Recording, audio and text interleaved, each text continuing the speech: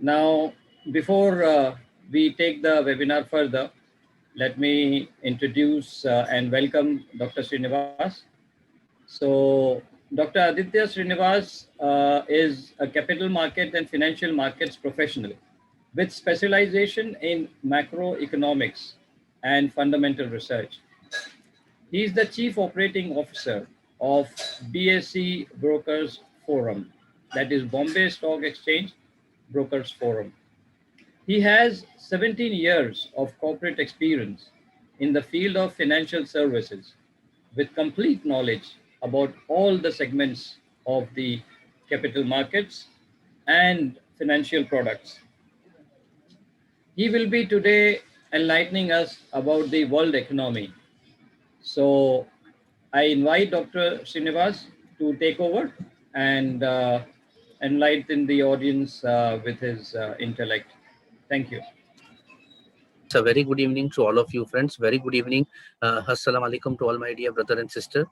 Today's topic is, friends, very interesting. It is global economy. Now, why this topic is interesting, friends? See, normally we feel that when I want to invest in stock market, it is more than enough if I have a glance on what happens in India. But the real fact is, friends, that what happens in US and Europe affects our market much more than what happens in India. So today, logically, with statistics, I will explain you. So please pay attention, and then in question answer session, rest assured, I will solve all your doubts. I will read the questions also. Sir, just one thing to ask it, is everybody comfortable in English? Otherwise, I can give a session in Hindi also. The language is not a problem. Hindi, English, both I am 100% comfortable. So audience should get best knowledge. That is the logic. A language should not be a barrier. Sure. Dr. Srinivas, you can speak in both the languages. Okay, fine. We'll mix it. I got it. Right, sure. Right, sir, right. As you feel convenient, you can speak in either of the languages. Sure, sir, sure. Thank you. Global economy. See, friends, always remember that whenever you decide that let me be a part of capital market, or whenever you are planning to do an investment, always remember the world economy is basically driven by four major economies only: US, Europe, China, and Japan.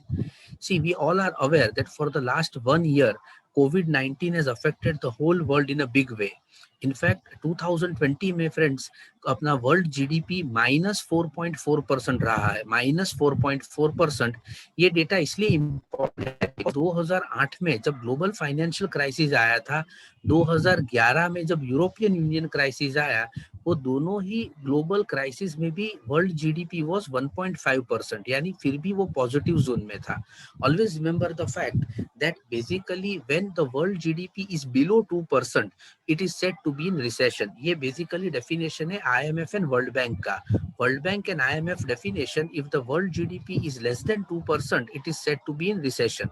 But right now you can very well see the world GDP is -4.4%, correct? So that clearly indicates the damage which has been caused by this coronavirus pandemic.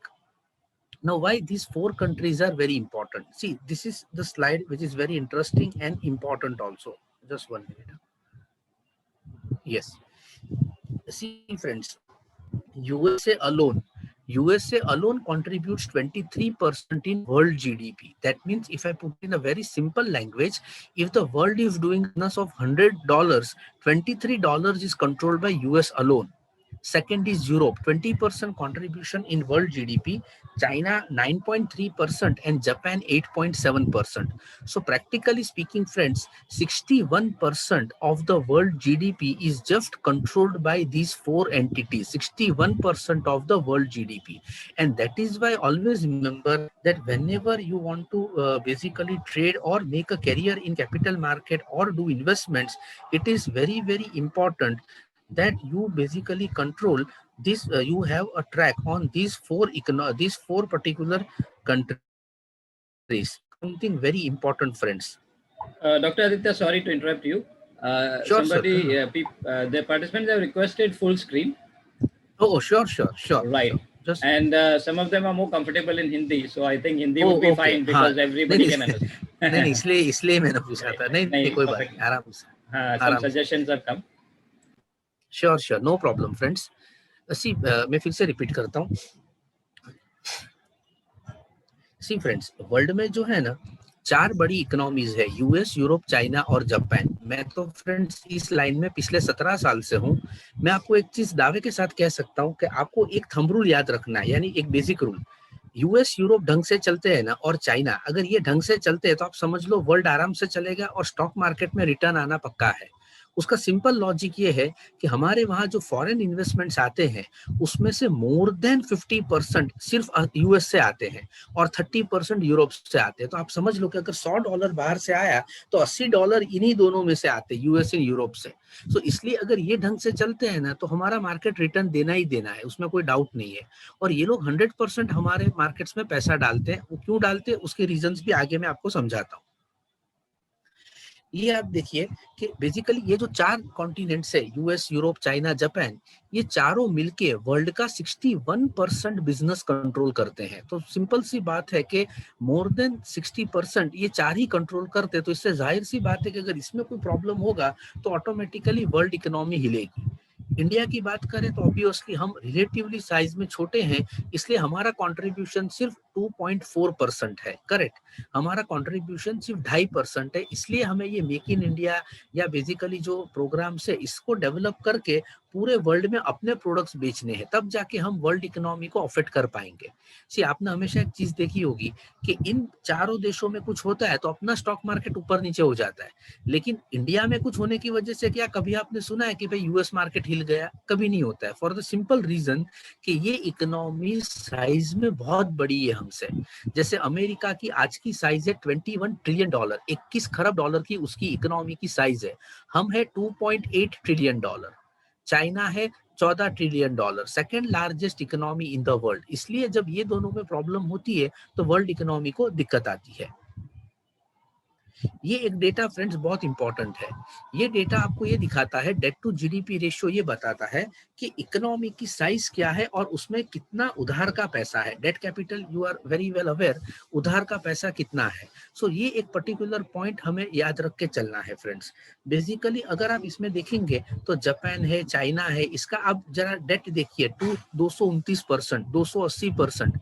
इसको मैं एकदम simple language में कहूँ तो इसका meaning ये होता है कि चाइना की इनकम 100 रुपी है, उसको वर्ल्ड को 282 रुपीज चुकाने हैं, यानी जिन्होंने उसको लोन दिया है उसको 280 रुपए चुकाने हैं। इटाली की इनकम 100 है, उसको चुकाना है 160। तो सिंपल सी आप एक चीज याद रखिए क्या फ्रेंड्स, कि जब भी वर्ल्ड में ये जो डेट कैपिटल बढ़ता है तो वो कहीं ना कहीं जाके प्रॉब्लम खड़ी करता है। अमेरिका भी लोडेड है डेट कैपिटल से, वो लोग तो माहिर है क्रेडिट कार्ड पे जीने में। जी, ये आपको लगेगा कि ऐसा क्यों है। सी ऐसा इसलिए है फ्रेंड्स कि उनके देशों में जो सोशल सिक्योरिटी है वो बहुत स्ट्रांग है, यानी ओल्ड एज में, रिटायरमेंट में गवर्नमेंट आपका खर्चा उठाती है। सो ऑब्वियस है, इसलिए वहाँ के लोग सेविंग पे इतना फोकस नहीं करते। प्लस वहाँ इंटरेस्ट रेट्स भी बहुत कम है, जो हमने कल भी देखा था। इंटरेस्ट रेट्स काफी कम होने की वजह से वहाँ वो लोग स्पेंडिंग में ज्यादा मानते हैं। जबकि हमारी इकोनॉमी की बात करें इंडिया की, तो हमारे वहाँ रिटायरमेंट बेनिफिट कुछ भी नहीं है, क्योंकि to be very frank 140 crore का बिल गवर्नमेंट भर ही नहीं पाएगी। उसका मेन रीजन ये है, भर सकती है, वो कब हो पॉसिबल है, जब हर आदमी टैक्स भरे। हमारे वहाँ 62% फार्मर्स है जो कभी टैक्स नहीं भरते, they are exempted. So basically ये जो डायनामिक्स है इसकी वजह से इन कंट्रीज हमारे से कुछ एरियाज में काफी आगे है। इसलिए इतना डेट कैपिटल होने के बावजूद भी ये इकोनॉमीज वर्ल्ड पे कंट्रोल कर पाती है। अब हम ये चारों इकोनॉमीज को थोड़ा इंडिविजुअली समझते हैं। सी अगर हम चाइना का एनालिसिस करें तो चाइना को एक तो ड्रैगन कहा जाता है। ड्रैगन इसलिए कहा जाता है बिकॉज वो बहुत ही एग्रेसिव है, मतलब टारगेट्स रखता है तो सारे टारगेट अचीव कर लेता है। उसकी मेथड्स हमेशा क्वेश्चनेबल होती है, बट फिर भी वो टारगेट जरूर अचीव करता है। तो यहाँ पे अगर आप देखोगे तो चाइना का सबसे बड़ा इश्यू, उसका जो ये लोन्स बढ़ रहे हैं वो चाइना की सबसे बड़ी इश्यू है। तो वो एक पर्टिकुलर पॉइंट बहुत ही इंपॉर्टेंट और क्रिटिकल है। बैंक्स की अगर हम बात करते हैं तो उसके एनपीए 30% हो गए हैं बैंक्स के वहां पे, बिकॉज इन्होंने क्या किया था, मैं आपको थोड़ा सा समझाता हूँ। 2010 में चाइना ने क्या किया, इसकी साइज थी $10 ट्रिलियन। इन्होंने एक प्लान बनाया जिसको कहते हैं tidal wave investing. Tidal wave यानी वो जो सुनामी आती है ना, जैसे ज्वार भाटा एकदम बड़ी लहर आती है, तो इन्होंने क्या किया, इंफ्रास्ट्रक्चर की लहर लाने की कोशिश की। यानी इतना इन्वेस्टमेंट किया, 10 ट्रिलियन में से 50% यानी $5 ट्रिलियन इन्होंने इंफ्रास्ट्रक्चर क्रिएशन में लगा दिया, और वो भी बैंकों से लोन लेके। रिजल्ट क्या हुआ कि एक्सेस कैपेसिटी खड़ी हो गई। एक्सेस कैपेसिटी यानी रिक्वायरमेंट थी 70, अपना इसको कहते हैं, एग्जांपल लेते कि भाई 70 फ्लाईओवर ब्रिज की जरूरत थी, इन्होंने बना डाले 140। 15 मॉल्स की जरूरत थी, इन्होंने बना डाले 45। तो हुआ क्या कि जो एक्सेस कैपेसिटी बन गई, बिकॉज इतना कंजम्पशन हुआ नहीं, तो जो खाली सीट है उसको आज भी एक्चुअली इसमें फ्रेंड्स गोस्ट टाउन कहा जाता है, यानी भूतिया शहर, जिसमें एक्चुअली आप देखोगे तो इमारतें हैं बट लोग नहीं है, बिकॉज इतनी ज्यादा इन्होंने कंस्ट्रक्ट कर दी है। सो ये जो इनका इंफ्रास्ट्रक्चर पे अंधाधुन था, ये पेंडिंग इनको कहीं ना कहीं चोट गया। सेकंड, अगर आप देखोगे तो जो चाइना है फ्रेंड्स, वो सबसे बड़ा है कमोडिटीज का। सी चाइना की खासियत क्या है कि वर्ल्ड से ज्यादा कमोडिटीज वहां पैदा होती है, यानी नेचर ने उसको दी है, और वो उसको कंज्यूम भी इतनी ज्यादा करता है। इसलिए चाइना में जब भी स्लो डाउन आता है तो वर्ल्ड ओवर कमोडिटी साइकिल जो है, कमोडिटीज यानी स्टील, सीमेंट, एल्यूमिनियम, निकल, कॉपर, जिंक, प्लेटिनम, यूरेनियम, ये जो इंपॉर्टेंट धातुज है, ये सारे धातु मैक्सिमम चाइना में अवेलेबल है। सो जब वहां पे स्लो डाउन आता है तो वर्ल्ड ओवर कमोडिटी प्राइसेस घट जाती है। इसलिए अगर आप अभी स्टॉक मार्केट में भी देखेंगे तो टाटा स्टील 400 से 700 क्यों गया, बिकॉज चाइनीज इकोनॉमी रिवाइव हो रही है। टाटा मोटर्स 140 से 330 क्यों गया, बिकॉज जैगवार लैंड रोवर का सेल्स वहां पे धीरे धीरे पिकअप होने लगा। तो चाइना की अपनी ही एक इंपॉर्टेंस है ग्लोबल इकोनॉमी में।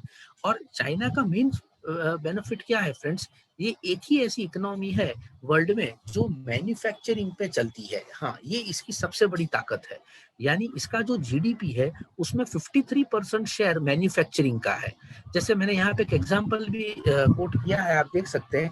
जैसे एग्जांपल है कि इंडिया में एक कंपनी एग्जांपल सीएट का टायर बनाती है तो अपने को 20,000 रुपए में 4 टायर होते हैं, 5,000 का एवरेज एक कार टायर आता है। चाइना उसी तरह का टायर 12,000 रुपए में डंप करती है, यानी उसका एक टायर 3,000 में होता है। उसका रीजन ये है कि वो 2 करोड़ 5 करोड़ प्रोडक्शन कर देता है। उसकी प्रोडक्शन करने की कैपेसिटी बहुत बड़ी है, जिसको हम इकोनॉमीज ऑफ स्केल कहते हैं। इसलिए उसका पर यूनिट कॉस्ट हमेशा कम आता है, इसलिए वो लोअर प्राइस पे बेच पाता है। जैसे अपने इसकी भी बात करें, फैंस की बात करें, तो पंखा जो है हम 1400 रुपए में बनाते हैं, वो 400 रुपए में बेचता है। सो बिकॉज उसकी प्रोडक्शन साइज साइकिल बहुत बड़ी है, इन चीजों से वो वर्ल्ड इकोनॉमी पे अफेक्ट करता है। चाइना ने 2015 में क्या किया था, 2015 में इसने अपनी करेंसी को जानबूझकर डीवैल्यू किया, बिकॉज चाइना एक एक्सपोर्ट ओरिएंटेड इकोनॉमी है, वो टोटली एक्सपोर्ट पे चलती है। तो इसने क्या किया, अपनी बेसिकली करेंसी को डीवैल्यू किया। जब इसने डीवैल्यू किया तो इसकी इफेक्ट बाकी सारे लोगों पे भी आई। जैसे इंडिया को भी अपनी करेंसी भी तब वीक हो गई थी जब 2013-14 में रघुराम राजन ने आरबीआई गवर्नर की पोस्ट संभाली थी, तब अपनी करेंसी 62 से 68 चली गई थी। ये बेसिक रीजन इसका ये था, बिकॉज उस टाइम पे चाइना ने अपनी करेंसी वीक कर दी थी। बाद में चाइना ने क्या गेम खेला है, तो इन्होंने अमेरिका के ट्रेजरी बिल में 1.1 बिलियन डॉलर इन्वेस्ट किया है, 1.1 ट्रिलियन डॉलर फ्रेंड्स। यानी ये अंडर द टेबल, जब भी यूएस इसको किसी चीज के लिए प्रेशराइज करता है, इनडायरेक्ट स्ट्रेटेजी क्या होती है कि भाई मैं मेरा पैसा निकाल लूंगा। अभी आप देखना कि जब ट्रंप था तो यूएस चाइना ट्रेड वॉर काफी जोर शोर से चला, बट अभी ये जो पर्सन आए हैं वो रिलेटिवली चाइना से भी काफी कंफर्टेबल है और चाइना भी उससे कंफर्टेबल है। तो आप देखना ये कोई ट्रेड वॉर अभी बीच में नहीं आएगा, and things will be normal between US and China, because वो दोनों को एक दूसरे की इकोनॉमी की बहुत ज्यादा जरूरत है। चाइना ने फिर क्या गेम खेला, उनको एक चीज समझ में आ गई कि जो उनका इन्वेस्टमेंट लेड मॉडल था वो और एक्सपोर्ट ओरिएंटेड मॉडल, वो लंबे टाइम तक टिकाना मुश्किल है, इसलिए वो अब कंजम्पशन लेड मॉडल में आया है इंडिया को देख के। इसलिए इन्होंने 2 साल पहले क्या किया, उनके वहां जो 1 चाइल्ड पॉलिसी थी उसको चेंज करके 2 चाइल्ड पॉलिसी कर दी, ताकि यंग पॉपुलेशन ज्यादा हो तो कंजम्पशन डिमांड इकोनॉमी में बढ़े। तो ये एक बहुत ही स्ट्रेटेजिकली चाइना ने दांव खेला है फ्रेंड्स। अब हम जो सेकंड कंट्री पे आते हैं, जापान। जापान की हालत बहुत ही अलग है बाकी सब कंट्रीज से। जापान, मैं खुद जापान गया हुआ हूँ फ्रेंड्स, वहां पे कॉन्फ्रेंस के लिए गया था 2 से 3 बार। वहां पे सबसे बड़ा प्रॉब्लम पता है आपको, सुन के ताज्जुब होगा, ओल्ड एज। वही उनका सबसे बड़ा प्रॉब्लम है। लोग बहुत अच्छे हैं, फ्रेंडशिप ओरिएंटेड है, किसी में इंटरफियर नहीं करेंगे, बट वहाँ सबसे बड़ी प्रॉब्लम ये है कि पूरी जनरेशन ओल्ड हो गई है और उनको देखने वाला कोई नहीं है। वहां पे एक कंसेप्ट अनफॉर्चुनेटली डेवलप हुआ था जिसको डिंक कहते हैं, DINK, डिंक का मीनिंग होता है डबल इनकम नो किड, यानी वाइफ हस्बैंड काम करते हैं, अर्न करते हैं, but they don't go for children. इसकी वजह से वहां क्या हुआ है कि एक पूरा जनरेशन ओल्ड हो गया, लेकिन यंग जनरेशन कोई है ही नहीं जो उनको देखे, इसलिए वो लोग स्पेंड नहीं करते, पैसे कमाते हैं लेकिन स्पेंड नहीं करते, बिकॉज ऑब्वियसली फियर है कि भाई पैसा खर्च कर देंगे तो आगे कौन देखेगा। इसकी वजह से वहां पे ये हालत है कि गवर्नमेंट ने बैंक्स में नेगेटिव इंटरेस्ट रेट कर दिए हैं। नेगेटिव इंटरेस्ट रेट का मीनिंग क्या होता है कि अगर आज मैं बेसिकली जापानीज बैंक में जाके 1 लाख येन डिपॉजिट करूं तो वो बैंक मुझे कोई इंटरेस्ट नहीं देगी, या रादर मेरे पास से चार्ज लेगी वो पैसा संभालने के लिए। So that is called as negative interest rate, और ये रियल फैक्ट है फ्रेंड्स। रिसेंटली जापान ने क्या किया था, उन्होंने भी बहुत सारा उनकी जापानीज येन करेंसी प्रिंट की थी, और गवर्नमेंट ऑफिशियल्स को एक्चुअल टारगेट्स दिए गए थे कि वो जाके ये इंश्योर करें कि पैसा स्पेंड होता हो, because that was the only way to revive the economy friends. ये उनकी सबसे इंपॉर्टेंट स्ट्रेटजी थी। इनफैक्ट बीएससी में एक डेलीगेशन आया था जापान से, तो हम लोग ऐसे ही डिस्कस कर रहे थे, तो उन्होंने कहा कि ये करीबन आप समझिए ना 2 या 3 साल पहले की बात है, तो उन्होंने कहा कि हमारे वहाँ इस साल 30,000 कंपनी स्मॉल कंपनीज बंद हो गई। तो मुझे शौक सा लगा कि भाई 30,000 कंपनियां बंद हो गई, इसका रीजन क्या होगा। तो मैंने उनसे पूछा कि क्या हुआ, कोई टेक्नोलॉजी इश्यू आया, आप लोग तो टेक्नोलॉजी में चैंपियन है, मतलब वर्ल्ड को प्रोडक्ट्स देते हैं, या कोई कैपिटल का इश्यू था। आप आंसर सुनोगे ना फ्रेंड्स तो आप चौंक जाओगे। आंसर ये था कि नहीं, प्रॉब्लम कुछ भी नहीं था, रीजन ये था कि वो 30,000 फैमिलीज में कोई नेक्स्ट जनरेशन का वारिस ही नहीं था कि जो वो कंपनीज को आगे चला सके। So that is why the last generation shut down the company. तो ये एक्चुअल वहां का सीन है friends. Otherwise this is a very important economy as of now. In fact ये लोग इंडियन गवर्नमेंट के साथ एक स्किल्ड ट्रेनिंग प्रोग्राम का भी आई थिंक शायद एमओयू करने वाले हैं, जिसमें ये लोग इंडियन गवर्नमेंट को मैन पावर एक्सपोर्ट का कॉन्ट्रैक्ट देंगे, यानी इंडिया उनको जिस तरह का मैन पावर चाहिए, ट्रेंड मैन पावर, ऐसा मैन पावर तैयार करके उनके वहां वो लोग वर्क परमिट देंगे ताकि वहां की प्रोडक्टिविटी घटे नहीं। सो इसलिए जापान भी एक इंपॉर्टेंट रोल प्ले करता है ग्लोबल इकोनॉमी में। यूरोप के अंदर अगर आप देखेंगे फ्रेंड्स, तो सबसे बड़ा इशू यूरोप में कहाँ आया, 2011 में। जब 2008 में ग्लोबल फाइनेंशियल क्राइसिस हुआ था यूएस में, तो ये काफी चर्चा हुई थी इंटरनेशनल लेवल पे कि क्या यूरोप एज अ कॉन्टिनेंट और यूरो जो उसकी करेंसी थी, क्या इसको बेसिकली हम वर्ल्ड इकोनॉमी की करेंसी बना सकते हैं। बट अनफॉर्चुनेटली वो जमा नहीं। उसका मेन रीजन था कि यूरोप खुद बहुत सारे डेट प्रॉब्लम में फंसा हुआ था, जैसे ग्रीस, स्पेन, इटाली, ये जो सारे बेसिकली इकोनॉमीज है, आप इनका लोन्स देखिए, ये लोग से गवर्नमेंट्स पूरी बैंकरप्सी पे आ गई थी, जिसको हम पिग्स कंट्री कहते हैं। Portugal, Italy, Ireland, Greece and Spain, ये पांचों जो कंट्रीज है ये बेसिकली इस पे आ गई थी बैंकरप्सी पे। सो इसलिए यूरोप के भी काफी प्रॉब्लम्स हुआ, और इवन आज भी इनके वहाँ एम्प्लॉयमेंट एक बहुत बड़ा चैलेंज है। उस टाइम पे तो इनका अनएम्प्लॉयमेंट 25% पहुंच गया था, 25% इनके वहां अनएम्प्लॉयमेंट हो गया था। यूएस, यस, इन सब में relatively shining star, for the simple reason कि जो ओबामा और उसकी टीम ने एफर्ट्स डाले उसका सारा बेनिफिट प्रीवियस गवर्नमेंट को गया। बेसिकली यूएस में अगर हम देखें फ्रेंड्स, तो इनका ग्लोबल फाइनेंशियल क्राइसिस में इनका अनएम्प्लॉयमेंट था 9.8%, करीबन 10% था।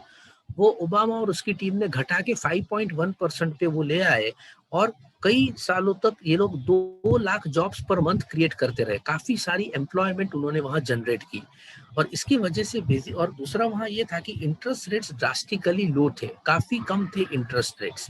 ये ओबामा के पहले टर्म की बात है। दूसरे टर्म में जब इंटरेस्ट रेट्स कम थे और ट्रम्प आया, तो इसने 2.5% इंटरेस्ट रेट थे, तब इसको घटा के अभी ये लोग वापस 0.25% पे है। यहाँ पे यूएस में ना फ्रेंड्स, एक चीज आप खास समझिएगा कि यूएस फेडरल रिजर्व अभी भी जो हमारा शेयर मार्केट गिर रहा है, जैसे आज भी उसमें अच्छी खासी गिरावट आई, कल भी गिरावट थी, लास्ट वीक तो एक ही दिन में 1800 पॉइंट को नीचे गया था। ये सबका मेन रीजन एक ही है कि अमेरिका में ब्याज दर बढ़ सकते हैं। इस फियर से बढ़े नहीं है, सिर्फ ये फियर से आप देख सकते हो कि स्टॉक मार्केट्स इंडिया के और ग्लोबल मार्केट्स कैसे नीचे जाते हैं। तो ये बेसिकली यूएस की ताकत दिखाता है। जैसे ही वहाँ इंटरेस्ट रेट बढ़ता है ना, तो उसका इम्प्लीकेशन ये होता है फ्रेंड्स कि वर्ल्ड ओवर में से जो पैसा अलग अलग जगह पे इन्वेस्ट हुआ है, वो पैसा निकल के वापस अमेरिका चला जाता है। So that is why when US increases interest rate, all emerging economies go for a toss, यानी एमर्जिंग इकोनॉमीज फंस जाती है। 15 में भी अगर एक मैंने छोटा सा एग्जांपल कोट किया है कि 2015 में भी जब अमेरिका ने पहली बार अपने ब्याज दर बढ़ाए 2007 के बाद, तो वहां पे जनवरी फरवरी 2016 में तुरंत अपने मार्केट से 14,000 करोड़ रुपीस एफआईआई ने निकाल लिए थे। और अभी भी अगर आप देखोगे तो यही पर्टिकुलर सीन रिपीट होने का चांस है। इसलिए इस वक्त अगर आप किसी भी एनालिस्ट से पूछो तो वो कहेगा कि भाई कॉशियस रहना है। बेसिकली इंडिया की ग्रोथ स्टोरी में कोई इश्यू नहीं है, इश्यू सिर्फ इतना आया है कि अगर अमेरिका में इंटरेस्ट रेट बढ़ेगा तो डेफिनेटली ये ग्लोबल इन्वेस्टर्स बाकी इमर्जिंग इकोनॉमी से पैसा निकाल के वापस अमेरिकन मार्केट्स में डाल सकते हैं। तो इसी फियर की वजह से मार्केट में दबाव है। ये एक बहुत इंटरेस्टिंग मैंने पर्टिकुलर टेबल बनाया है फ्रेंड्स। ये आपको दिखाता है फॉरेनर्स की ताकत। सी बेसिकली अगर आप यहाँ देखेंगे 2007 से लेकर 2019 तक, ये जो फर्स्ट कॉलम है वो ईयर का है। इसमें जो एफआईआई का इन्वेस्टमेंट है यानी प्लस यानी उस साल उन्होंने उतना पैसा नेट इन्वेस्ट किया, माइनस यानी उतना पैसा नेट निकाल लिया। तीसरा कॉलम इंडेक्स का है कि भाई इंडेक्स कहाँ था, और चौथा कॉलम था ओवरऑल रिटर्न का कि इंडेक्स बीएसई सेंसेक्स ने कितना रिटर्न दिया। 2020 की बात करें 2020 की तो एफआईआई ने 1,68,000 करोड़ रुपीस इन्वेस्ट किया, highest ever investment made in last 20 years friends, highest ever. 1,68 lakh crore rupees इन्होंने इन्वेस्ट किए हैं और मार्केट 52,000 तक पहुंचा। इंडेक्स ने बेसिकली 15% का एवरेज रिटर्न दिया। यहाँ पे आप एक चीज समझना फ्रेंड्स कि अगर आप ये नेगेटिव रिटर्न्स भी निकाल देते हैं, ये सबको टोटल करते हैं, और ये जो 3 नेगेटिव रिटर्न है 2008 global financial crisis, 2011 European union crisis की वजह से और 2015 चाइना क्रैश की वजह से, जो नेगेटिव रिटर्न है इसको भी आप इंक्लूड करके जो नेट अगर निकालोगे तो आपका नेट रिटर्न 14% के आसपास आता है। इसलिए फ्रेंड्स कहते हैं कि स्टॉक मार्केट में अगर आप लॉन्ग टर्म टिके रहते हो तो एवरेज 12 से 15% रिटर्न आपको डेफिनेटली मिलता है। यहाँ पे मैंने आज है ना फ्रेंड्स पीपीटी में थोड़े से ये तीनों क्राइसिस भी कवर किए हैं और इसमें इंडिया ने कैसा परफॉर्म किया था, तो आपको एक आउटलुक आ जाएगा। सी 2008 में सबसे पहला जो रिसेशन आया था फ्रेंड्स, अपना ग्लोबल डिप्रेशन आया था वो 1929 में आया था बराबर। उसके बाद करीबन 70-80 साल वर्ल्ड इकोनॉमी शांति से चली, हालांकि 2 वर्ल्ड वॉर हुए, लेकिन उसके बाद धीरे धीरे वर्ल्ड इकोनॉमीज रिकवर हो गई। 2008 में जब ये ग्लोबल फाइनेंशियल क्राइसिस आया, ये कैसे आया और क्यों आया? ये पूरी शुरुआत हुई 2001 से, जब बेसिकली 2001 में यूएस इकोनॉमी स्लो डाउन हो गई थी। वहां पे यूएस ने क्या किया, फेडरल रिजर्व ने, कि वहां पे जो ब्याज दर थे लोन्स पे जो इंटरेस्ट रेट थे उसको 5% से घटा के 1% कर दिए। अब आप खुद सोचो कि अगर आपको 1% ब्याज पे लोन मिल रहा है तो कौन नहीं लेगा। इसका रिजल्ट ये हुआ कि 2003 से 2007 तक करीबन 3.3 खरब डॉलर का लोन्स दिए गए। एक्चुअली कहूँ तो लोन्स बांटे गए, जिसने भी अप्लाई किया सबको लोन दे दिए। उनका लॉजिक ये था कि आप घर गिरवी रख के लोन दे दो, क्योंकि उस टाइम पे वहां पे हाउसिंग बबल था। बबल यानी घर की वैल्यूज रोज बढ़ती थी पेपर पे। यानी मैं आपको एक सिंपल एग्जांपल दूं, मैंने $100 का लोन लिया, बैंक को ये पता था कि मेरी इनकम हालत इतनी ठीक नहीं है, फिर भी उन्होंने मुझे $100 का लोन दे दिया, बिकॉज उनको कॉन्फिडेंस ये था कि अगर ये नहीं पे करेगा तो इसका घर ऑन पेपर $150 है, तो हम घर बेच के पैसा वसूल कर लेंगे, यानी $100 तो रिकवर करेंगे ही प्लस प्रॉफिट भी करेंगे। लेकिन ये पूरा कैलकुलेशन उनका मुंह के बल उल्टा साबित हुआ 2008 में, जब करोड़ों लोगों ने इस तरह डिफॉल्ट किया। तो रिजल्ट क्या हुआ, जब करोड़ों लोगों ने डिफॉल्ट किया तो करोड़ों हाउसेस ऑक्शन में आए, because banks normal process follow करेगा कि भाई लोन नहीं दिया तो घर ऑक्शन करो। लेकिन घर की सप्लाई इतनी बड़ी कि जब वो रिकवर करने गए, घर बेच के पैसा रिकवर करने गए, तो फॉरगेट $150, उसको $20 भी रिकवर नहीं हो पाए, यानी उसको सीधे सीधे $80 से $90 की लॉस आ गई बैंक को। रिजल्ट ये था कि 108 बड़ी और छोटी बैंक बंद हो गई, और उसमें सबसे बड़ी बैंक थी लेमैन ब्रदर्स की। लेमैन ब्रदर्स जो वर्ल्ड का सबसे बड़ा इन्वेस्टमेंट बैंकर था, वो बेसिकली बंद हो गया। और जैसे ही ये बंद होने की न्यूज फैली, वर्ल्ड में रिसेशन के फियर्स आए। फ्रेंड्स, ये पूरा क्राइसिस मैंने ऑन जॉब देखा है। ऑन जॉब मैंने ये देखा था, तब मैं एक ब्रोकिंग हाउस में रिसर्च हेड हुआ करता था। आप बिलीव नहीं करोगे, रोज ऐसा लगता था कि जॉब जाएगी, बिकॉज रोज सेंसेक्स 1000 पॉइंट नीचे जाता था, रोज पूरे स्क्रीन आपको जो स्टॉक मार्केट स्क्रीन होती है पूरी की पूरी आपको लाल दिखती थी, यानी कोई भी स्टॉक आप देख लो वो नीचे ही जा रहा है, बिकॉज इन्होंने इतना सेलिंग किया था। इसका रिजल्ट क्या आया? इसका रिजल्ट ये हुआ फ्रेंड्स कि उस टाइम पे 2008 में 21 जनवरी को हमारे स्टॉक मार्केट ने ऑल टाइम हाई बनाया था 21,206 का। 21,206 का ऑल टाइम हाई बनाया। वो 8 महीने में ही आप देख सकते हो डेट, 24 अक्टूबर 2008 को मार्केट आ गया 7,600, यानी 14,000 पॉइंट्स हमने लूज कर दिए बिटवीन स्पैन ऑफ 8 मंथ्स। और हमारे मार्केट्स ने नेगेटिव रिटर्न दिया, वो अलग 52% नेगेटिव रिटर्न था, बिकॉज फॉरेन इन्वेस्टर्स ने 52,000 करोड़ रुपीस अपने मार्केट से निकाल लिए थे। 52,000 करोड़ रुपीस फ्रेंड्स। इसके बाद जब क्राइसिस आया 2011 में, यानी इससे धीरे धीरे 2009 आधा जब गया, 2009 जून के बाद धीरे धीरे वर्ल्ड इकोनॉमीज रिवाइव हुई, बिकॉज उस टाइम पे भी यूएस ने क्या किया, जब उनको लगा कि गाड़ी फंस गई है तो उन्होंने वापस $1 ट्रिलियन प्रिंट कर डाले थे। तो उनका क्या है फ्रेंड्स कि एक स्टैंडर्ड उनका रिस्पॉन्स होता है प्रॉब्लम को कि भाई आप डॉलर प्रिंट कर दो और डॉलर लोगों को पकड़वा दो। हालांकि ये लॉन्ग टर्म में नुकसान करता है, बट उस वक्त डेफिनेटली ये स्ट्रेटेजी से इकोनॉमी नॉर्मल हो जाती है, बिकॉज लोगों के पास स्पेंडिंग पावर आ जाता है। और इसलिए अगर आप देखोगे तो कोरोना वायरस पेंडेमिक में भी इन्होंने यही किया है, $2.5 ट्रिलियन प्रिंट किए पहले, और लास्ट सैटरडे संडे को एडिशनल $1.9 ट्रिलियन का पैकेज अनाउंस किया है। So that is their simple strategy. इसलिए एक फेमस जोक भी है कि अगर वर्ल्ड पे मार्स से अटैक होगा ना तो भी यूएस फेडरल रिजर्व यही बोलेगा कि आप डॉलर प्रिंट कर दो, तो वो भी सॉल्व हो जाएगा। So that is what their 1 point strategy is. 2011 में जब यूरोप में क्राइसिस आया, यूरोप का क्राइसिस थोड़ा सा अमेरिका से अलग था। अमेरिका में डिफॉल्ट किसने किया, तो लोगों ने, जो इंडिविजुअल्स होते, लोन लिया, रिपे नहीं कर पाया। लेकिन यूरोप में प्रॉब्लम ये थी, Portugal, Italy, Ireland, Greece and Spain, ये जो 5 कंट्रीज थे यूरोप के, इन्होंने डिफॉल्ट कर दिया, बिकॉज इन्होंने इतना लोन लिया कि ये लोग रिपे ही नहीं कर पाए। तो ये एक सबसे बड़ा इश्यू गवर्नमेंट्स ने ये खड़ा किया था, और इसलिए इसको सॉवरिन रिस्क कहा जाता है। It is called as a sovereign risk. इसमें जो बेसिकली उस टाइम पे रिस्पॉन्स आया कि आईएमएफ, यूरोपियन यूनियन और यूरोपियन सेंट्रल बैंक, इन तीनों ने मिलकर क्या किया, अगेन 550 बिलियन यूरो का एक फंड बना डाला, और इन कंट्रीज को बोला कि भाई जिसको जितना चाहिए इसमें से ले लो और अपनी अपनी सिचुएशन सॉल्व करने की ट्राई करो। हालांकि इसका स्ट्रक्चरल सॉल्यूशन कुछ नहीं ला पाए थे वो लोग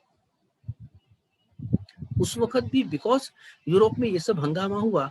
इसकी वजह से अपना स्टॉक मार्केट अगेन 24.5% से नेगेटिव रिटर्न दिया, यानी अपना मार्केट क्रैश किया था, 20,000 था, उससे सीधा 15,000 आ गया। Again we crashed out. So उस साल में भी हमारे मार्केट्स ने तगड़ा नेगेटिव रिटर्न दिया था, और फॉरेनर्स ने जम के सेलिंग की थी। तीसरा जो क्राइसिस आया इसके बाद, वो था 2015 में, कि जब चाइना से नेगेटिव डेटा आने लगा। जैसे ही चाइना से 2015 में ये डेटा आया कि भाई उनकी इकोनॉमी 9% जीडीपी से घट के 6.5% पे आ गई है, तो उस वक्त उनका स्टॉक मार्केट एक महीने में 32% क्रैश कर गया था। और फॉरेन इन्वेस्टर्स ने हमारे वहां भी काफी कम पैसे लगाए, जिसकी वजह से हमारा स्टॉक मार्केट ने भी 5% नेगेटिव रिटर्न दिया था। चाइना, एक चीज है ना फ्रेंड्स, याद रखिएगा कि whatever said and done, but world economy में उसका दबदबा इसलिए है बिकॉज उसका मैन्युफैक्चरिंग बेस बहुत बड़ा है, और उसका रीजन ये है कि वहां पे लेबर बहुत चीप है। सो इसकी वजह से वो मैन्युफैक्चरिंग में कोई भी चीज बड़े पैमाने पे प्रोड्यूस कर देता है और उसको कम कॉस्ट पे बेच पाता है। इकोनॉमीज ऑफ स्केल बेसिकली, कि अगर आपका प्रोडक्शन बड़ा है, बेस बड़ा है, तो आपका पर यूनिट कॉस्ट घट जाएगा, एज सिंपल एज दैट।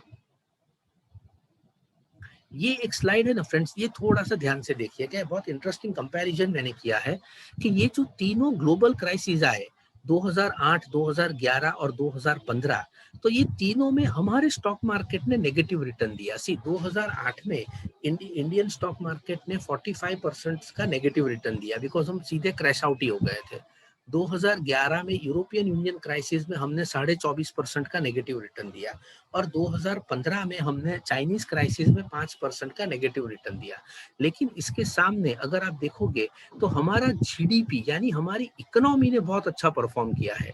2008 में आप देखेंगे तो अपना जो ये बेसिकली ये था अपना क्या कहते हैं जीडीपी, वो 6.3% था as compare to world average of 1.5%।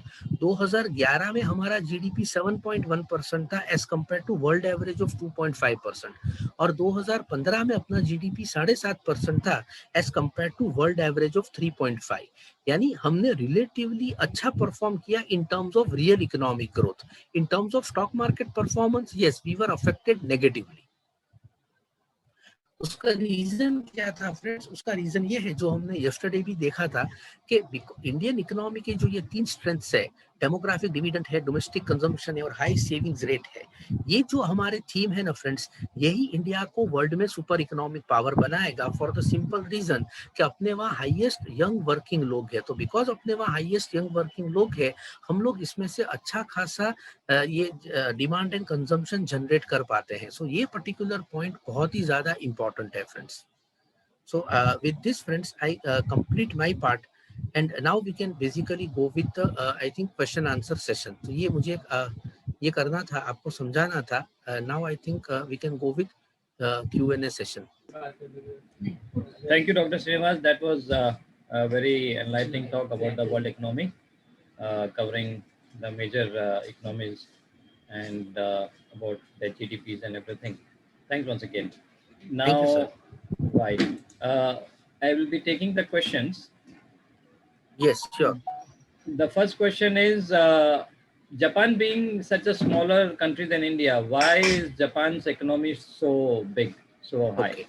Okay. See, basically, अगर मैं आपको एक बहुत सिंपल सा एग्जांपल दूं, तो आप हंसोगे, लेकिन वो एक फैक्ट है।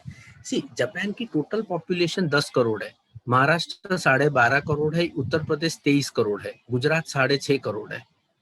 यानी फ्रेंड्स, मैं तो एक्चुअली इन कंट्रीज गया हुआ हूँ, यूएस गया हूँ, यूरोप गया हूँ, जापान गया हूँ। मैंने जो यहाँ देखा है friends, one of the key reasons ये कंट्रीज इतने आगे हैं हमसे, उसका एक रीजन क्या है? कम पॉपुलेशन और सारे के सारे पढ़े लिखे हैं।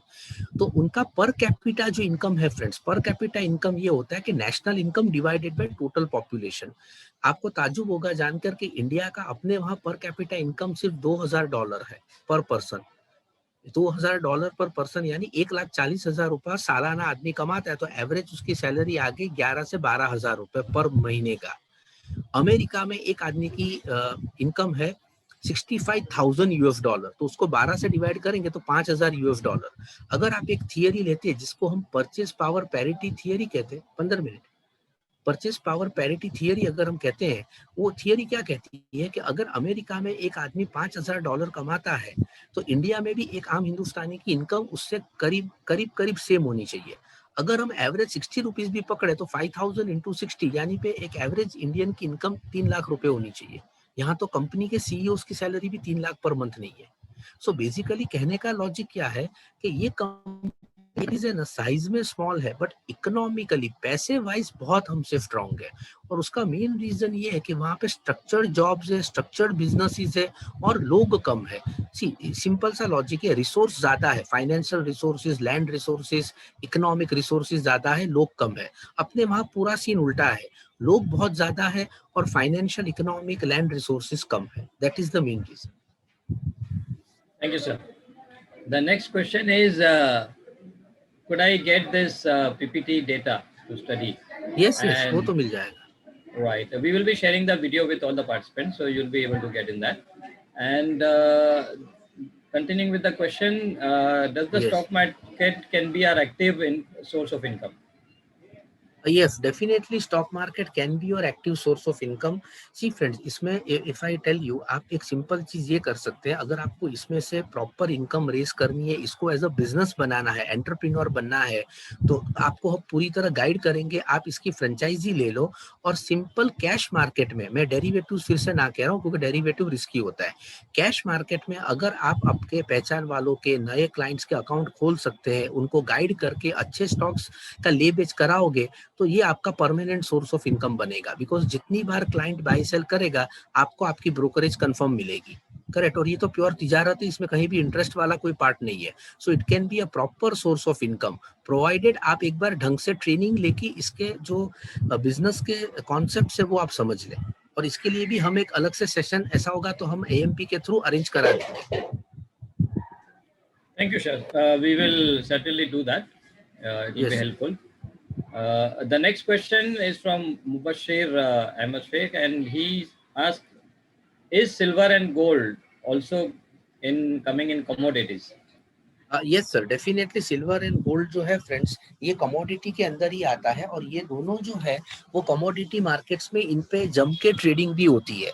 लेकिन एक चीज मैं आपको बता दूं कि आप जैसे वन ऑफ द सेशंस में मैं गोल्ड वर्सेस इक्विटी का भी टॉपिक लेने वाला हूं, लेकिन सिंस आपने पूछा है तो जस्ट आपको एक सिंपल कंसेप्ट समझा दूं कि जो गोल्ड होता है वो 3 चीजों से हमेशा उल्टा चलता है अपना. Basically number 1 is stock market, यानी स्टॉक मार्केट में जब गिरावट आती है तो गोल्ड बढ़ता है. अभी आप देखोगे तो स्टॉक मार्केट रिवाइव हो रहे हैं वर्ल्ड ओवर, तो गोल्ड से 57,000 से घट के 46,000 पे आ गया है.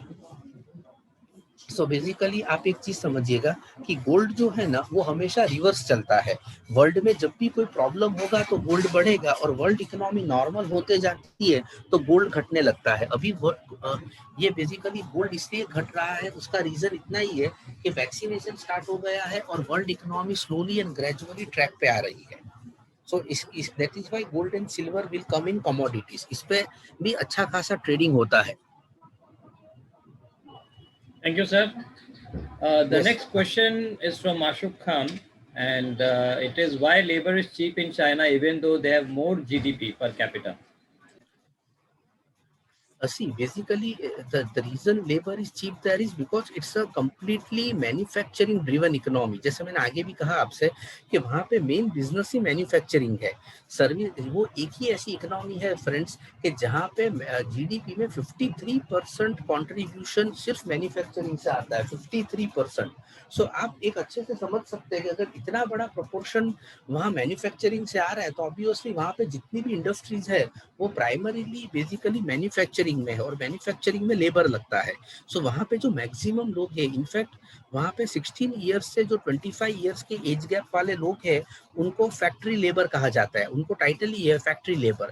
सो बिकॉज वहाँ पे वही चीज बहुत बड़े पैमाने पे होती है तो सप्लाई ज्यादा है तो प्राइसिंग पावर कम रहेगा. That is why labour is cheaper there. Thank you, sir. The next question is from Naseem Akhtar, and the question goes, kindly explain the USA Treasury yield rate in Indian stock market and Indian economy. Sure. And continuing with the question, why it's so that if the interest rate is high in USA, all the investors start parking their money in USA. Yes. What is so significant Okay. about USA higher interest rate? Yes, ये question काफी अच्छा है. बहुत important question आपने पूछा है नसीम साहब. सी मैं आपको एक सिंपल ऑप्शन देता हूँ, आप इसका आंसर बताना है.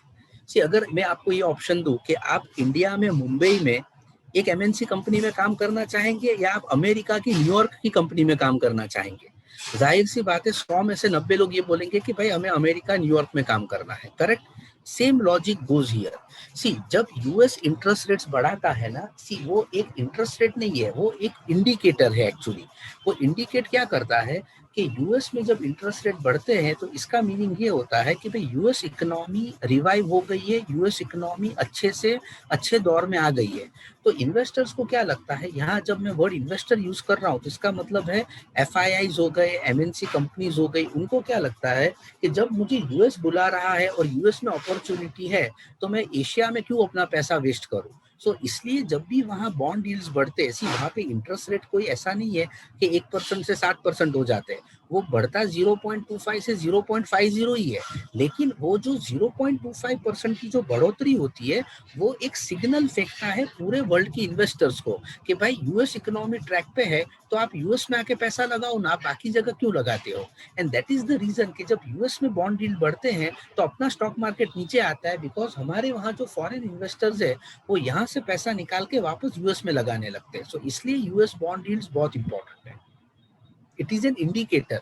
अदरवाइज वो जो मूवमेंट है वो तो 0.25 बेसिस पॉइंट की ही है, वो कोई बड़ी मूवमेंट नहीं है. लेकिन वो जो इंडिकेट, वो जो सिग्नल फेंकता है वो सिग्नल बहुत इंपॉर्टेंट है. Right. Thank you, sir. Another question from Maruf Aftab. Please explain what is the reason of euro and dollar currencies decreasing from last 1 month. See basically अगर आप डॉलर को देखोगे तो डॉलर तो रिलेटिवली स्ट्रांग ही हो रहा है। इनफैक्ट हमारा रूपी इस वक्त काफी वीक हो गया है। सी यूरोप में तो जो प्रॉब्लम हो रहा है बेसिकली अभी भी वहां पे आप देखोगे तो second wave of corona virus चल रहा है, lockdowns, still they are struggling with those kind of things in Europe. So Europe में इकोनॉमिक ग्रोथ काफी दब गई है। Plus at the same time अगर आप यूरोप की बात करेंगे तो यूरोप में जो ये यूके उससे अलग हुआ है, उससे भी बेसिकली यूरोपियन यूनियन पे इफेक्ट आया है, बिकॉज यूके ही उसका सबसे बड़ी इकोनॉमी थी। सो उसके चलते और बेसिकली डॉलर जो है फ्रेंड्स वो तो स्ट्रांग ही हो रहा है। उसके सामने अनफॉर्चुनेटली अगर आप देखोगे तो लास्ट फ्राइडे हमारा रुपया 100 बेसिस पॉइंट नीचे आ गया, 100 पैसे से हम वीक हो गए थे। बिकॉज लास्ट फ्राइडे को एक ही ट्रेडिंग सेशन में जो फॉरेन इंस्टीट्यूशनल इन्वेस्टर्स थे उन्होंने 8,000 करोड़ रुपए की सेलिंग की इंडियन मार्केट में, और वो फॉरेन एक्सचेंज बाहर ले गए थे। Thank you. Continuing with that, there's another question Yes. on dollars. It says, Dollar. does printing of extra dollars affect exchange rates? See, basically, definitely yes, because supply of dollar goes up. Now, यहाँ पे मैं एक चीज आपको समझाना चाहूंगा कि अगर आप बेसिकली एक चीज देखेंगे कि यूएस ये क्या करता है, यूएस अपना डॉलर प्रिंट करता है, राइट? तो बाकी कंट्रीज ये लॉजिक क्यों नहीं यूज कर सकते? सी अगर हम हमारी करेंसी प्रिंट करने लगेंगे ना तो इससे दो चीज होगी, value of rupee will go down, number one, and second basically inflation बहुत बढ़ जाएगा। बट यूएस में ऐसी कोई प्रॉब्लम नहीं आती है। उसका सिंपल रीजन है कि यूएस की करेंसी लोकल करेंसी नहीं है, ग्लोबल करेंसी है। सो इसलिए 205 देश जो भी बिजनेस करते हैं वो उसका 80%, 80 to 90% अपने डॉलर में होता है। Plus IMF and world bank जो लोन देते हैं वो डॉलर में देते हैं मोस्ट ऑफ द लोन्स। सो ये एक पर्टिकुलर रीजन है कि बेसिकली डॉलर के प्रिंट होने से वर्ल्ड इकोनॉमिक्स पे इतनी इफेक्ट आती है, और जब इंटरेस्ट रेट यूएस में बढ़ता है और जब डॉलर वापस यूएस जाता है तो भी वर्ल्ड इकोनॉमी में स्लो डाउन आता है। Thank you, sir. The next question that I can see is, how much effect does stock market have on the Indian GDP? See basically अगर आप देखेंगे ना तो stock market is one of the barometers of Indian economy, it is not the sole indicator. ये एक आप चीज समझिएगा। सी इंडिया में तो टोटली 18 लाख कंपनीज है, 18 लाख कंपनीज है which are registered with basically ROC, 18 lakh companies. But out of that only 5,400 companies are listed on stock market, and out of 5,400 companies only 2,000 companies are actively traded. So basically अगर हम stock market और GDP की एकदम आप strict correlation निकालने जाएंगे तो शायद आपको नेगेटिव कोरिलेशन मिलेगा, क्योंकि अभी भी अगर आप देखोगे तो हमारी इकोनॉमी इतनी अच्छे से रिवाइव नहीं हुई है, लेकिन स्टॉक मार्केट बढ़े जा रहा है। उसका सिंपल रीजन ये है कि stock market is a function of demand and supply, correct? यानी बेसिकली स्टॉक मार्केट में पैसा आता है तो वो बढ़ता ही है, उसमें दूसरा कोई लॉजिक नहीं है। लेकिन इकोनॉमी को रिवाइव होने में वक्त लगता है, बिकॉज इकोनॉमी में डिमांड सप्लाई को मैच करने में प्रोडक्शन फंक्शन का एक इम्पोर्टेंट रोल होता है। So I would answer this question in one line is that stock market is one of the barometer, not the sole barometer. Thanks very much, sir. Another question is, can India too become a manufacturing hub like China? Yes, see, definitely, and India is being considered by a lot of companies at the global level also. मैं आपको अगर 3 या 4 example दूं तो जैसे इकिया है, इकिया Switzerland की world की सबसे बड़ी अपना फर्नीचर मैन्युफैक्चरिंग कंपनी है।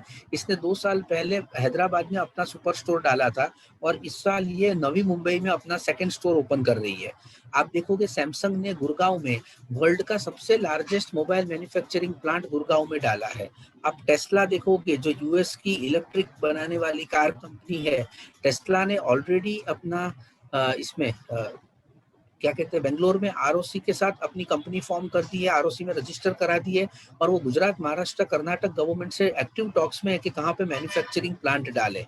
एप्पल जो कंपनी है उसका i12 जो मॉडल है उसका कंप्लीट मैन्युफैक्चरिंग कर्नाटक में हो रहा है. So obviously India is being considered globally as a manufacturing hub. Only thing is that to be very frank हमें और थोड़ा ईज ऑफ बिजनेस करना है ताकि कंपनीज को ज्यादा टाइम ना वेस्ट हो और सिंगल विंडो क्लियरेंस से उनको फटाफट परमिशन मिले और वो अपना काम जल्दी से चालू कर सके. Thank you very much, sir. Next question that I see is how 2021 will be for the senior citizens, beginner and senior citizen stock market for short-term investments.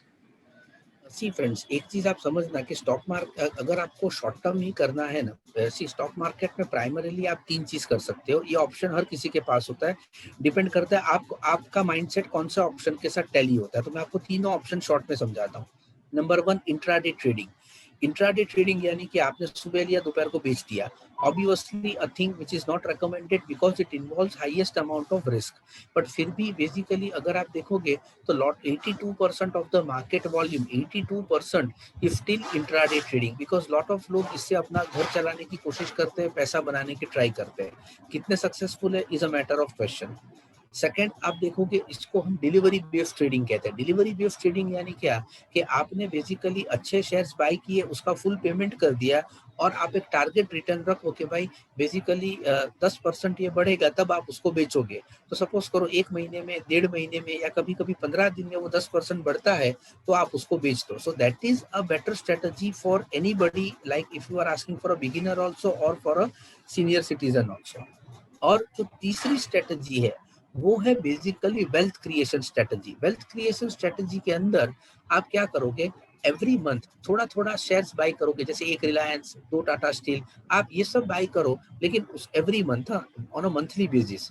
But you will not sell two shares for 10-15 years. To be very frank, जिसको Warren Buffett strategy भी कहते हैं कि आप अच्छे quality shares buy करो but आप उसको बेचो नहीं. सो लॉन्ग टर्म में क्या होगा, ये शेयर्स के प्राइस बढ़ेंगे, बोनस आएगा, डिविडेंड आएगा and ultimately you will quadruple your wealth. So इसको हम वेल्थ क्रिएशन स्ट्रेटजी कहते हैं. अब ये तीनों में से आपको जो कंफर्ट आती हो वो स्ट्रेटजी आप अडॉप्ट कर सकते हो. Thank you, sir. Next question that I can see is what will be the impact of CPEC, China Pakistan Economic Corridor project on Indian economy? See, to be very frank, Naved sir, ये basically is more of a political interest rather than being an economic this thing.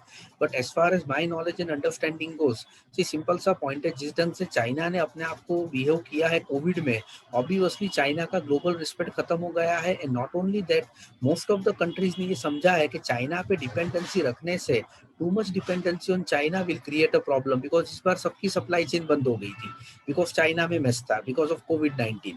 So what I feel ना कि इसका जो ultimate beneficiary होगा वो हमारा India होगा because हमारे वहाँ डेमोक्रेसी वाइब्रेंट है, then basically manufacturing facilities available है और लेबर भी कॉम्पिटिटिव रेट्स पे अवेलेबल है. So what I feel is that basically India will shine out and will be good, what I can say, a good competition to China. Pakistan तो आप अच्छे से जानते हो, उनकी economy is hardly about in millions also, वो तो billion में भी नहीं है, तो वो उसका कोई इतना इम्पैक्ट नहीं है. Thank you, sir. What's the impact of money printing on commodity market versus equity market? सी अगर आप देखेंगे फ्रेंड्स, जब भी यूएस में मनी प्रिंट होता है, when the money goes up, see basically initially क्या होगा, मैं आपको प्रैक्टिकल एग्जांपल देके समझाऊं तो आप 2 मिनट में समझ जाओगे. सी मार्च 2020 में जब पैंडेमिक पूरे वर्ल्ड में फैला तो फॉरेन इन्वेस्टर्स ने इंडियन मार्केट में से 61,000 करोड़ रुपीस का सेलिंग किया.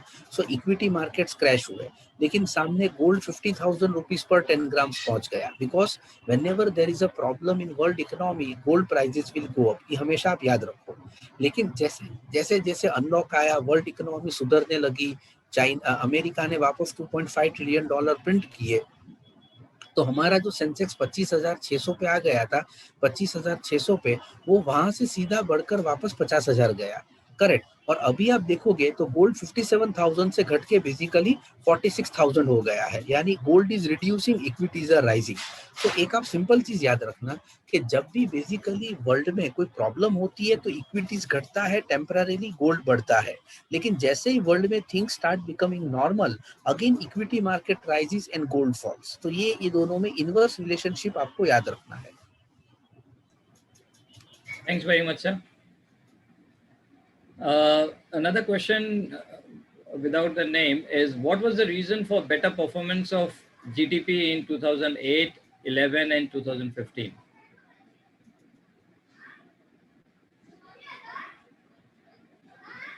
The Reason was question. the three which we saw: demographic dividend, domestic consumption, and high savings rate. See, these are the three vital things: demographic dividend, domestic consumption, and high savings rate. ये तीनों factor की वजह से हमारा GDP ने बहुत अच्छा perform किया है।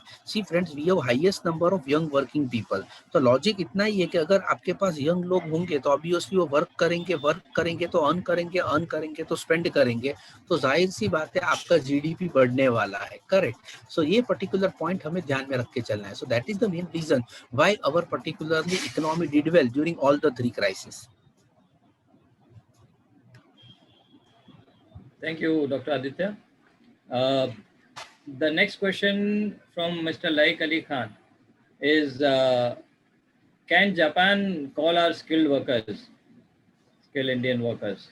See, definitely, as I told earlier also, sir, basically Japan is likely to sign some MOU with Indian government where they will be placing a demand for certain type of skilled workers what are needed in their economy. And even what I understand is that after this COVID-19, the way world economy have faced human loss, there will be lot of opportunities for Indian in coming 2 to 3 years. आप देखना हर country basically Indians को invite करेगा। In fact इस बार Canada ने तो already PR बड़े पैमाने पे इशू करना स्टार्ट किया, बिकॉज सिंपल वहां भी लोगों की कमी है। सो मुझे जो लगता है, especially people who are good in pharmaceutical areas, who are good in entrepreneurship, hotel management या किसी भी तरह की स्किल में जो स्ट्रांग है ना, उन सबको डेफिनेटली ग्लोबल जॉब के चांसेस बढ़ जाएंगे। That is what my understanding is. Thank you so much, sir. How many more questions can we take, Dr. Aditya? Sir, 3 minutes are there. So any two important questions which you feel? Okay, thanks.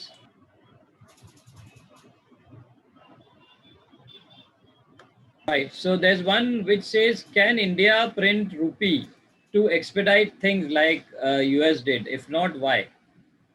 No, it is absolutely not possible, because please आप understand करिए, अगर if we keep on printing rupee, it will increase inflation like anything, and second, value of our own rupee versus dollar will go down. So that will do more harm than good. Please understand, no country in the world prints currency as much as US does, but उसका एक strategic reason है. The reason why US does is because US is a global currency. It is not a local currency, friends. So that is the reason भी currency छापता है वो currency वहां रहता ही नहीं है, वो वर्ल्ड इन्वेस्टर्स के थ्रू पूरे वर्ल्ड में फैल जाता है। दैट इज वाई उसको वो इन्फ्लेशन और इन चीजों का प्रॉब्लम नहीं आता है। तो बट वो स्ट्रेटजी हम नहीं अडॉप्ट कर सकते, बिकॉज हमारी लोकल करेंसी है। Right, thank you very much. One question from Aftab Khan. The USA debt to GDP ratio is almost double than India. Then how USA is controlling Indian market? Sir, basically I think the question was कि if America has so much of debt to GDP ratio, why still it controls Indian markets? ऐसा ही question है। That is correct. That is correct. See, the reason for this is size of US economy is $21 trillion, whereas India is only $2.8 trillion. So ये एक main reason है basically कि why US में इतना ज्यादा debt capital बावजूद भी वो basically not only Indian market friends but वो ग्लोबल मार्केट्स को भी अफेक्ट करता है because of its dollar power. So dollar वो जैसे ही खींचता है तो वर्ल्ड में जहां जहां डॉलर इन्वेस्टेड है वो सारे असेट क्लासेस नीचे आ जाते हैं, और जैसे ही वो डॉलर इन्वेस्ट करता है वर्ल्ड ओवर उसकी वैल्यू बढ़ती है और बेसिकली मार्केट्स ऊपर आ जाते हैं। सो ये एक लॉजिक आपको ध्यान में रखना है। Right, sir. Thanks very much. Now, one last question of the day. Yes. OPEC has limited its production to 1 million barrels. Does that mean they are trying to increase the oil prices? and what will be the impact on stock market? Yes, definitely. See, basically, please understand that OPEC, Organization of Petroleum Exporting Countries, consists of 12 major oil producing nations, in which Saudi Arabia is the biggest player and Russia also plays a vital role. Now, whenever they basically reduce the production, the whole objective is to increase the price of crude oil. Because if you see 52 Arab nations and other 14 countries, so around 70 countries in the world are totally dependent on oil as their main source of income. So if the oil prices, crude prices go up, obviously it benefits those economies. But yes, for India, it is a negative thing because we import 77% of our total crude oil requirement. Plus, if you see the way diesel and petrol prices are rising in India, it will basically lead to inflationary situation because 50% of our inflation index, the weightage is basically of crude oil. 50% is crude oil only in the inflation index. So if inflation goes up, then more or less RBI sooner or later RBI will be forced to increase the interest rates, and that will again be negative for the overall economic growth. Thanks very much, sir. So that was a great session that we had from Dr. Aditya. And please note that the next session we will be having on Thursday, which will be 11th of March. And the subject is working of the stock market. So Yes. all those people who have queries on stock market and how they can get the training and what they can, learn, please attend this particular workshop, particular program. Yes, Dr. Aditya, you would like to say something? Yes, sir. Just wanted to highlight that only that 11th and 12th, friends. 11th, we are having working of stock market, and 12th, we will be having, that is Friday, we will be having mutual funds. So please attend these two webinars because this will be very important, not only from your investment perspective, but I will also be focusing on that in case if you want to take these both products as your business opportunity. That means how to take a franchisee, what would be the cost, what is the earning opportunity. So even all those things I will be covering in the end. So it will be very useful for you to please attend both these sessions. Thank you very much, sir. With this, now we will be ending the session. Thanks all the participants for taking the time out and attending this important session by Dr. Srinivas. And hopefully this will be going on for the next few weeks. We will be having so many more topics to cover. An Yes, excellent yes. opportunity for us to learn, from a person who is in the thick of things in the capital market. So we are very fortunate to have Dr. Aditya with us for the next few weeks, enlightening us with so many financial subjects and topics. My hearty thanks to Dr. Aditya for taking the time out and being with us once Yes, sir. again. Thanks a Right, lot, sir. Thank you so and much for this opportunity. it's our pleasure that you are there with us, and I wish you and all the participants a good weekend, and hopefully we meet next week on Thursday and Next week. Friday. Sure, sir. Sure. Sure. Thank you Thank you, once sir. again for everybody. Have Thank you, sir. a Thanks, sir. good weekend.